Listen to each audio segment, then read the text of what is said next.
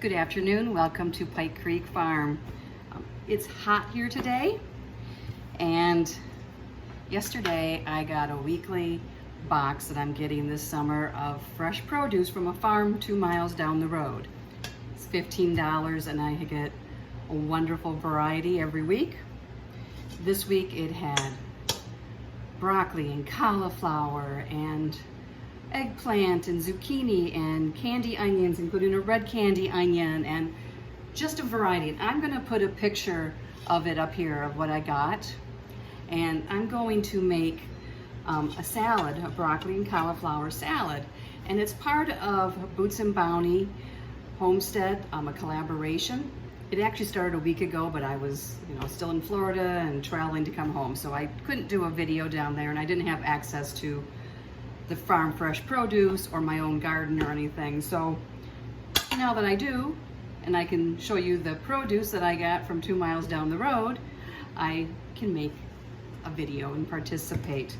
And it's hot here today, so we're having steaks for dinner, and I thought a salad would be nice. And this is one of the vintage recipes actually that I got from my mom's cookbook, and it's probably from the 90s, so it's not like a really old one. But it's a broccoli cauliflower salad, a version of, you see them all over. This one we liked because it didn't have raisins. I don't like raisins, but I have changed and I do add craisins to it now. I do like the dried cranberries. So what I have done, and let me bring you over here, is I have chopped up the ends of some broccoli and cauliflower.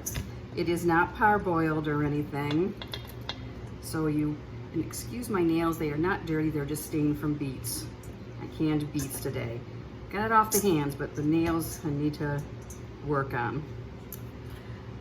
So you want it in little bite-sized pieces, and it can be all broccoli or all cauliflower. I prefer a combination, but depends on what you have coming in your garden or what you can get from the store. And you can make it as big as you want. There really is no measurements. I might have more dressing than what I need because I'm just making it for 2 of us. And then the recipe calls for sliced green onions, but I like a thin sliced red onion, and this is a red candy onion I got yesterday, so it's a really sweet red onion. Green onions are great too, and they're bright and give a pop, so I'm gonna add, this is half of a medium red sweet onion that I sliced thin. And the onion really gives it a good flavor. I know some people don't like onion. My daughter prefers green onion, so that's why I think we did it a lot of times that way. It calls for a half of a jar or a third of a jar of bacon bits, like in the jar of the real bacon. I just fried up some bacon crisp. I think it was like about 4 slices of bacon, so I'm going to add that in there. There's some bigger pieces that I will break up. What I like about this salad is it doesn't go wilty. It stays nice in the fridge. This has a nice crunch to it. And it actually tastes better as it says, because the flavors mingle in. I'm gonna put, it's about 1/4 cup of craisins. You can leave them out or you can do more. It does give some nice color. So now, let me put that to the side. We're gonna make the dressing. The dressing is 1 cup of Miracle Whip. You could probably use mayonnaise too. I don't use Miracle Whip a lot, but this is one of the things we always did use it on. And then it calls for a tablespoon of cider vinegar, apple cider vinegar. You could use rice wine vinegar or red wine vinegar. White might be a little sharp, but if you like that, that's okay. So there's 1 tablespoon.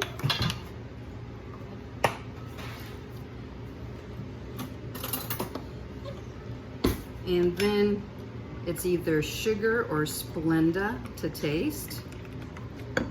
My mom is a diabetic, so she always uses Splenda with it. I don't have any Splenda in the house. So I'm just gonna put a spoon of sugar, like about a teaspoon. We don't put salt or pepper on this because the bacon is salty. And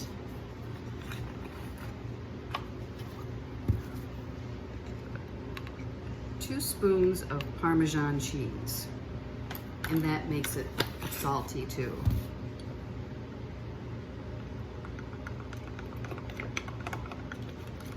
So you can always add it afterwards. I'm gonna taste it, see if there's enough sweetness to it or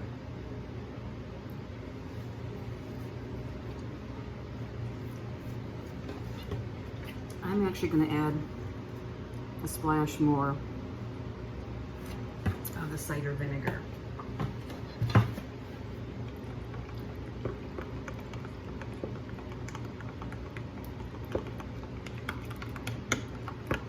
I thought this would be really nice on the side with the steaks tonight.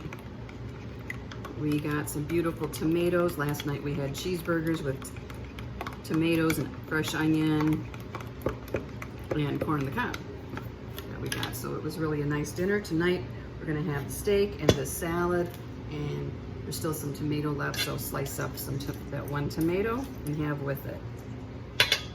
Now, we just add this dressing.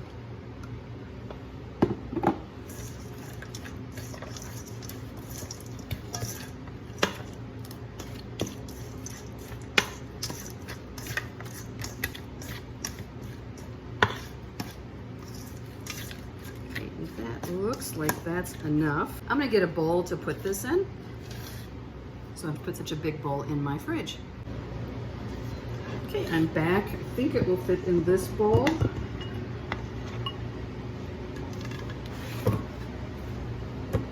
Maybe not. I might have to eat some, huh?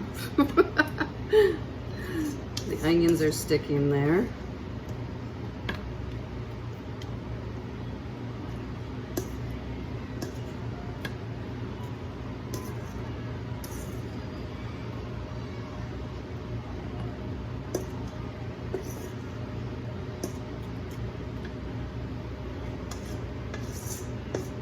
Ah, there's some bacon.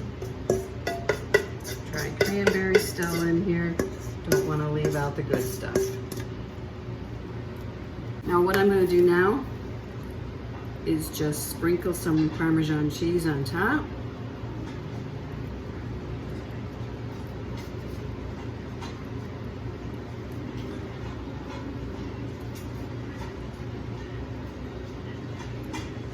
Here it is. I sprinkled the Parmesan cheese on top. Now I'm going to cover it with saran wrap.